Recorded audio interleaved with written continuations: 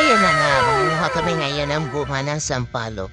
Bali, kanina kasi nung kami paparoon doon sa lumihan, kita nga namin na ang daming bunga ng sampalok. Kumbaga, mainggan nyo ka talagang kumuha sa dami.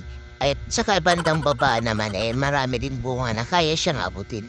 Kaya nung kami ay tapos ng kumain, ay syempre naman pauwi na kami. Wala naman kami ibang madaraanan, kundi madadaanan pa rin yung puno ng sampalok. Kaya ayan na, nakuha na kami.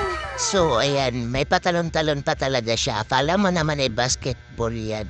Kukuha ka lang naman din ng bunga. So, ito, natutuwa ka pa, binigay mo na agad sa akin. Akala mo naman ay talagang siyang kakain. Ako lang mo din naman ang kakain ng mga yan. So, ayan, nakatingin yung iba, nakatingala lang. Siyempre, tinitignan, paano kaya pupunin? Ito mga bata naman, tuwan-tuwa sila. Aba, yung sombrero ko ba naman talaga? Yun pa ang ginamit na dyan na lang daw ilagay yung mga buha ng sampalok. Oh, saan ka pa niyan, ha? May lagayan na kaya, ayan, sipagan lang talaga. Pala, sige, hila, kaya mo yan. O, ito na nga at hindi na niya kaya, itumulong na rin ako. Ayan, mas mainam pa nung ako na ang talagang tumulong. Marami ang nakuha. Sige, talon lang. Ay, dahan-dahan naman sa pagtalon, baka mawarat yung mo. Suot mo pajama ay medyo marupok pa naman yan. So, ayan, natuwan-tuwa na talaga sila.